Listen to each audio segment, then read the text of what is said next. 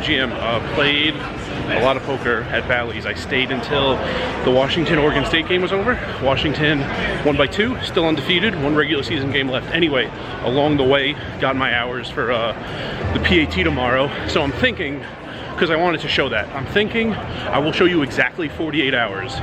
And I think it was like 12:45, 12:50 when I was talking in my room in the first video in this series before I checked out, because I had a 1 p.m. checkout. So I will show you whatever happens in my life up until 12:45 p.m. tomorrow. Right now I'm going to go to the Platinum Lounge again. Doubt they have any hot food out still, but maybe like a couple of Milky Ways, because I haven't eaten since I was in the Platinum Lounge. And then I'm going to play poker, but don't know where I'm going after this. I do want to go back to Bally's towards the end of the race. I know like a way to get upstairs in Bally's, in the you know, where the hotel rooms are, even without a key card. And it's not a great view, but you could see in front of the Bellagio fountains. So I'm gonna see how good the view is and if I could get some footage of some cars going by. And then after that, probably not playing Bally's, have no reason to. And it was really emptying out. I don't know, might fill back up after F1 is over, but for right now, don't think I'm gonna go back there. And I don't know, maybe Sahara? Maybe Caesars? Bell? Aria? Mandalay? Back here? I don't know.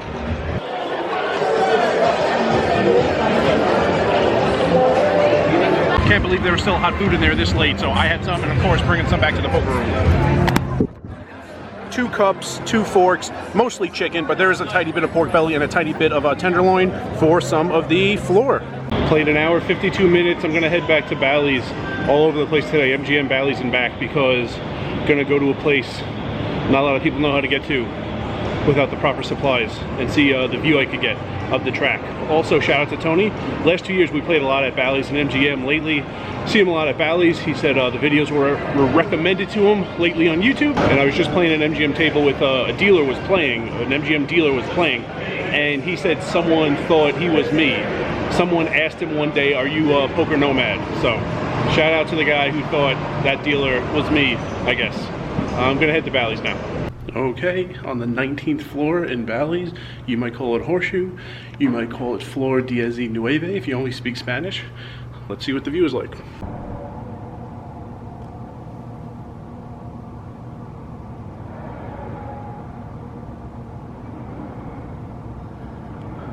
I know you could see the carts darting by. I don't know if you could hear the noise. It sounds pretty cool from up here. I could hear them going by.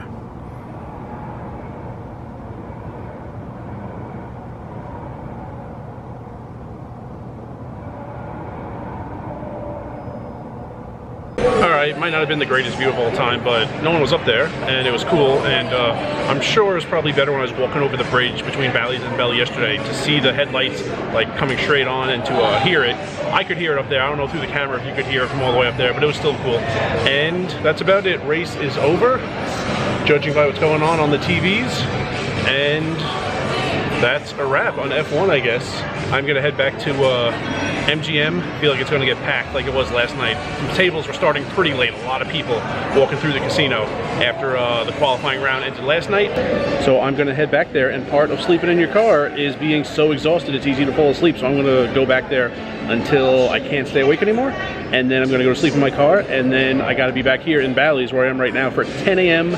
The pre-roll, and then as soon as that is over, check into my room at Harrah's. All right, it's almost 2 a.m. and I'm back in MGM. So I started in Harrah's today, came here to eat in the Platinum Lounge, then I played at Bally's, then I came here to play, then I went to Bally's to film a few seconds of the race, and now I'm back here to play more. So, yeah, interesting day. A lot of time on the monorail, and if I happen to play straight through till like 9:30, that would be pretty awesome. I don't think it's gonna happen. I'm actually hoping I get really tired, like instantly, and go to my car, go to sleep, wake up. You know, if I played straight through Bally's PAT at 10, that would be convenient until the PAT is over, and then I would be incredibly tired, up for almost a day straight, and I would have to check into Harrah's, bring up all my food, bring up all my kitchen stuff, wash everything, prep some food for the week, and do that all after being up for like 24 hours. So I hope I get tired very quickly and head back to the monorail, head back to Harrah's. Monorail's been 24/7 for like the last 5 or 6 days. It has like 25 more hours until it closes. The 24/7 period of the monorail stops at 3 a.m. tomorrow. So anytime I stop playing, take it to Harrah's and go back to sleep. All right, done playing. I'm on the monorail platform for the final time tonight. Pretty annoying day with poker. Lost the 2 biggest hands I played. Before I get into this, I suspected F1 had a sponsor that was a cell service provider that was not, I'm pointing behind me at the pillar that is, you can't see the sign. That is not Verizon. I was filming a video up here and I said the monorail brought to you by Verizon, and they boarded up the Verizon side because F1 is partners with T-Mobile, and F1 told the city of Vegas, I guess, don't let anyone know Verizon exists. Anyway, these will come down pretty soon. The 2 hands tonight, the one in Bally's, I was ahead on every street except the river. I had a pair, guy had a flush draw, he hit his card. That guy actually had just about everything go perfectly for him all night until he lost to a flush, and then he just lost it and snapped and threw his cards, and he left. He would have been ejected if he didn't leave. Anyway, it's fun losing to that guy. And then here, this guy bet the flop very weak. He bet the turn very weak. I thought he had top pair, no kicker, no draw, which is exactly what he had. I raised him on the turn. I went all in on the river, and with all of his options available to him, I thought his number 1 option would be fold. I thought his number 2 option would be lay on the floor in the fetal position, and I felt like his number 20 option would be call. Somehow he found a call, and I did not have better than top pair, so I doubled that guy up. Those were the 2 biggest hands I played all night. Pretty terrible week, weekend at least. I hate stopping and starting, filming and talking because I don't want copyright violations with the music playing on the monorail platform, so I'll finish what I'm saying in the Harrah's parking garage. Let's do one of these. I haven't done them. I don't think in the whole video series yet. All right, made it.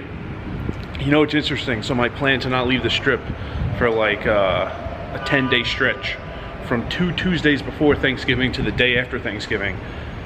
I bought sausages a few days ago, put them in the cooler in my trunk, filled it with ice, forgot to check every single day for like the past 3 if the ice is still going. So I'm going to open up the cooler. Let's see.